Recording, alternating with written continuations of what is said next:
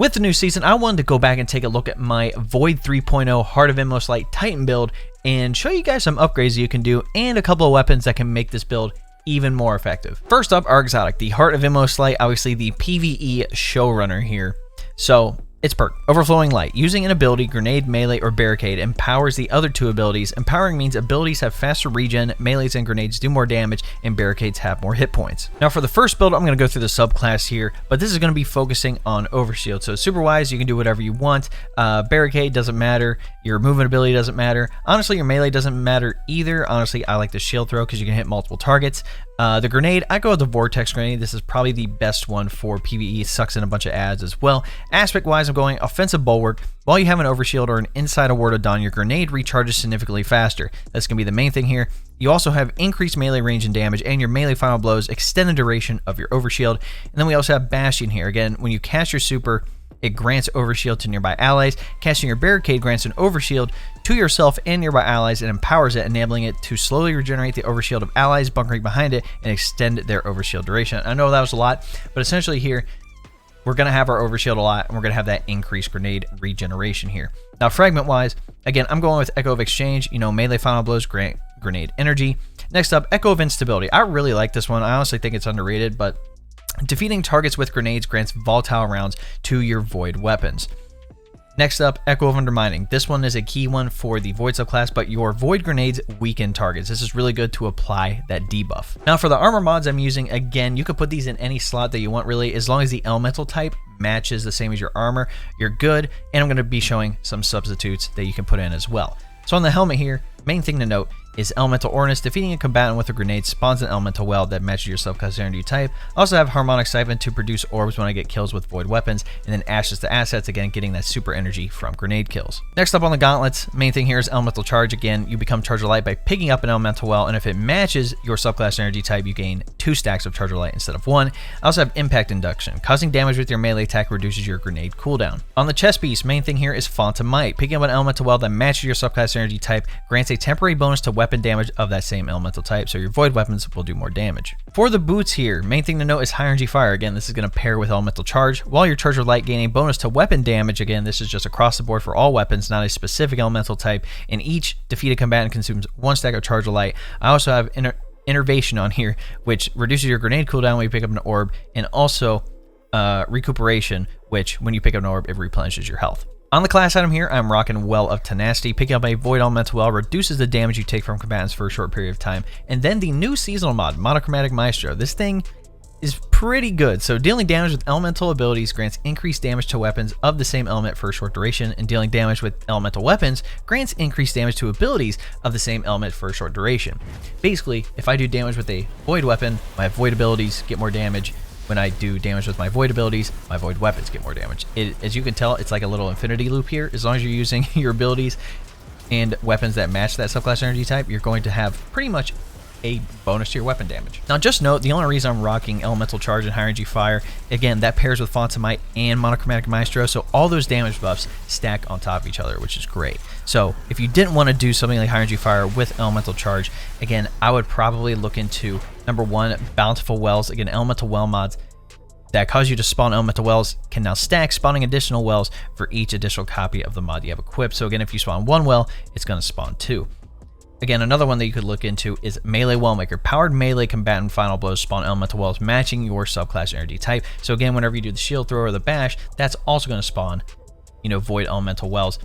Could look into Font of Wisdom. Again, pick up an elemental well that matches your subclass energy type, grants you a temporary increase to your intellect. Again, pretty much you pick that up. It makes your intellect 100 for that select amount of time. If you wanted to focus on creating the 1 elemental well and wanted to extend the time of your other buffs like Font of Might, Font of Wisdom, Well of Tenacity, you could look into Elemental Time Dilation. Again, that gives a bonus to any mods that have time limited benefits, basically makes those things longer. You could also look into using Reaping Wellmaker. Again, after activating your class ability, your next weapon final blow will spawn a Void Elemental Well. Again, that's the Barricade. With Heart of Inmost Light, you're going to have your Barricade fairly often here. If you still wanted to keep Elemental Charge, you could look into using something like Firepower.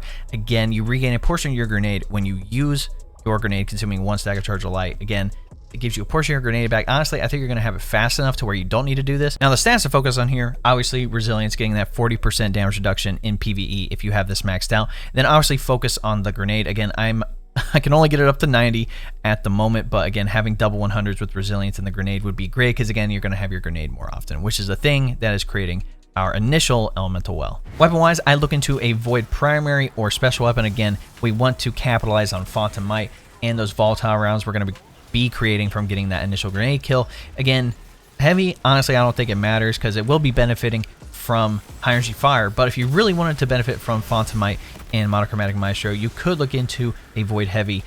One example is the Taipan 4FR. Again, this is a craftable linear fusion rifle from last season. It comes with great perks, triple tap and firing line. These can have the enhanced traits as well, which makes this thing absolutely bonkers. If you're not catching the synergy here, essentially we're going to get that grenade kill that's going to proc elemental ordnance. Is going to give us a Void elemental well. We're going to pick that up, get Charge of Light ×2, get that bonus to Void weapons from Font of Might, that bonus to weapon damage overall with high energy fire, then also the damage resistance from Well of Tenacity. Monochromatic Maestro will kick in as well. So again, as long as we get kills with Void weapons and Void abilities, we'll have bonus damage for both of those periodically whenever we switch them out. Now that we got the kill with the Void grenade, our Void weapons are going to have volatile rounds. Again, that's really good for added control. And also if we pop our barricade, that's going to give us an Overshield. The Overshield allows us to have that faster grenade regeneration from offensive bulwark, which is fantastic. And again, that grenade is going to weaken targets with Echo of Undermining. And then also, whenever we do our shield throw or the shield bash, Echo of Exchange will kick in, and we have a higher chance of getting our grenade back, again, just from melee final blows. So again, the whole thing here is having that grenade, weakening targets, having the Overshield. That also benefits your teammates. Heart of Inmost Light kicks in, which makes those abilities even stronger.